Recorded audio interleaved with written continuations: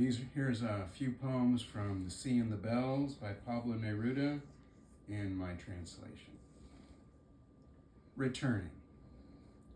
So many profiles of death line my face that I cannot die. I'm not capable of it. They look for me and can't find me, and I leave with what is mine, with my poor destiny on horseback, lost in solitary pastures far south in South America. A fiery wind blows in. The trees are bent down from the day of their birth. They must kiss the earth, that smooth plain. It comes later, the snow of 1,000 swords that never lets up. I have returned from where I will go. On Friday, tomorrow, I came back with each of my bells, and I stood waiting, searching for the meadow, kissing bitter earth like a bent-over shrub. Because it is our duty to obey winter, to let the wind grow within you as well, until the snow falls, until this day and every day are one, the wind and the past, the cold falls. Finally, we are alone, and finally, we will be silent.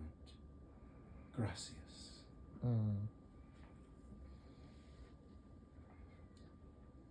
Matilde was his third wife and the love of his life.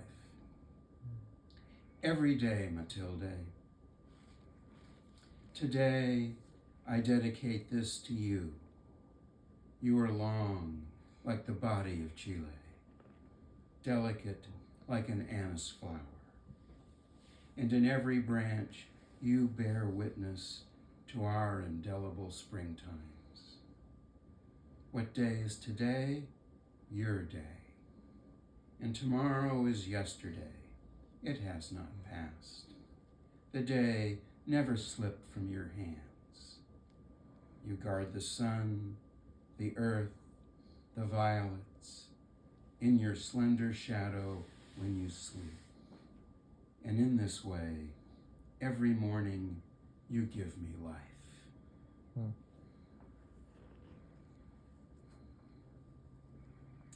Some of these poems have no titles. This was his last book, and he didn't even have time to finish titling all the poems, which are finished.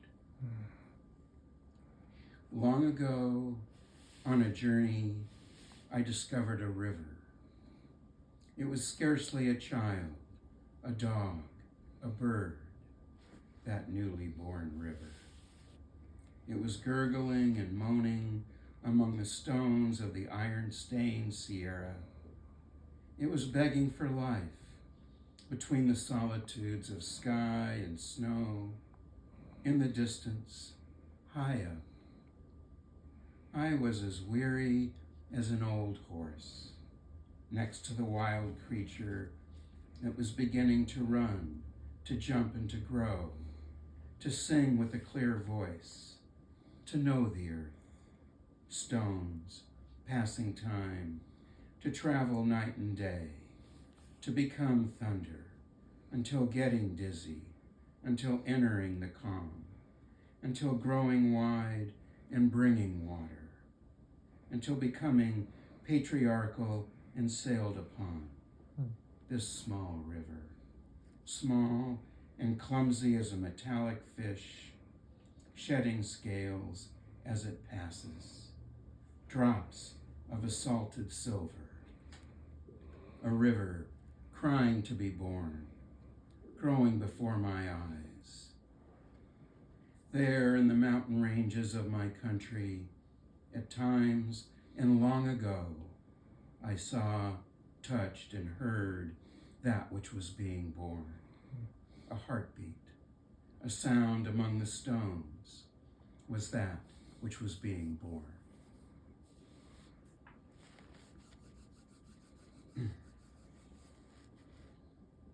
This broken bell still wants to sing.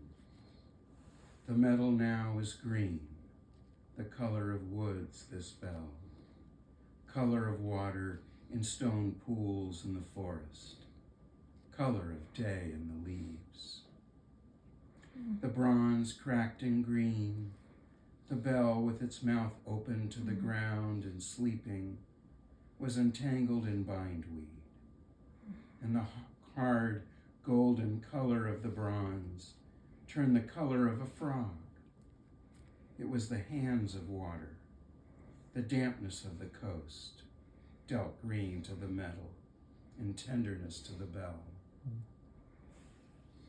This broken bell, miserable in the rude thicket of my wild garden, green bell, wounded, its scars immersed in the grass, it calls to no one anymore. No one gathers around its green goblet, except one butterfly that flutters over the fallen metal and flies off, escaping on yellow wings.